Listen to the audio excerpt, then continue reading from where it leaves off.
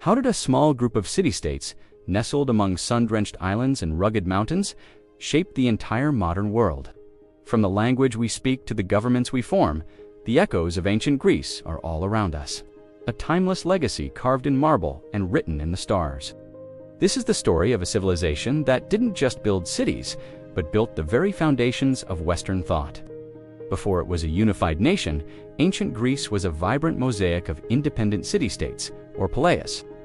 Athens, with its focus on arts and intellect, Sparta, the formidable military powerhouse, Corinth, a bustling hub of trade. Separated by challenging terrain, these states developed unique identities, yet they were bound by a shared language, religion, and a fierce spirit of competition and innovation. Their location on the Mediterranean made them masters of the sea, fostering trade and the exchange of not just goods, but revolutionary ideas. In the heart of Athens, around 508 BCE, a radical concept began to take shape. A statesman named Cleisthenes introduced a series of reforms that would change governance forever. He established the world's first known democracy, Democratia, meaning ruled by the people in the bustling agora. And on the Nix Hill, citizens, though limited to free adult men, gathered in the assembly. They debated laws, voted on policies, and held officials accountable. For the first time, the state was seen as a shared project. A government of the people, by the people, for the people. This was more than just a political system. It was a declaration that every citizen's voice mattered. The concept of free speech became the engine of progress and public life.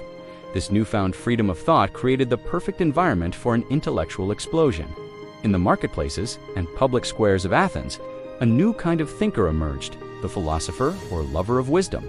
Socrates, a humble stonemason, walked these streets not to lecture, but to question.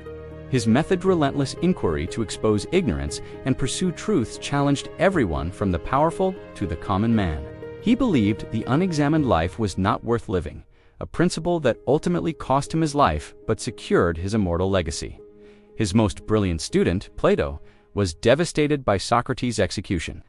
He founded the Academy, the Western world's first institution of higher learning. There, he explored concepts of justice, beauty, and equality, envisioning a perfect society ruled by philosopher kings in his famous work. The Republic. Plato's writings wrestled with the nature of reality itself, distinguishing between the physical world we perceive and a higher realm of perfect forms and ideas. Then came Plato's greatest pupil, Aristotle. A true polymath, Aristotle's interests were boundless. He turned his gaze to the observable world, laying the groundwork for biology, physics, and meteorology. He cataloged animal species, studied the stars, and analyzed political constitutions.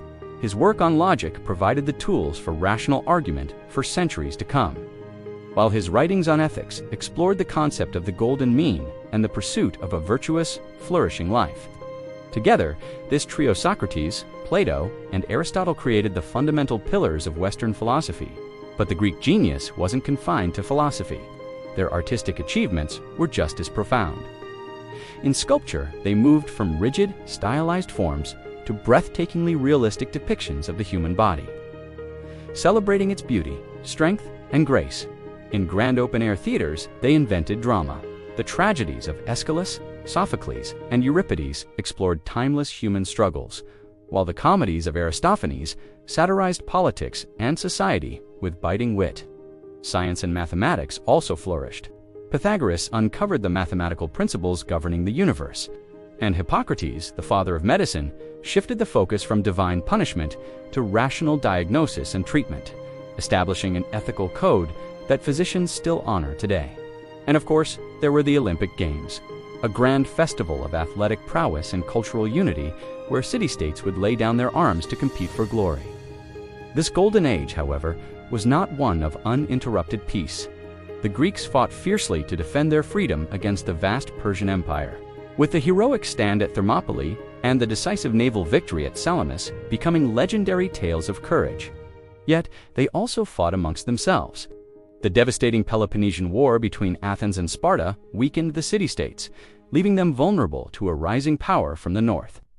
King Philip II of Macedon, and later his son, Alexander the Great, conquered Greece. But instead of extinguishing its culture, Alexander became its greatest champion. His unprecedented military campaigns spread Greek language, art, and ideas across the known world, from Egypt to India, ushering in the Hellenistic Age and ensuring the global reach of Greek civilization. So what is the legacy of ancient Greece? Look at the columns of our government buildings. That's Greek architecture. When you vote in an election, you are participating in a system born in Athens. Every time a scientist forms a hypothesis, they follow a logical tradition honed by Aristotle. The words we use, like democracy, philosophy, and theater, are gifts from the Greeks.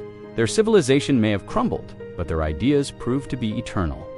Greece didn't just build cities, it built ideas, and those ideas built our world.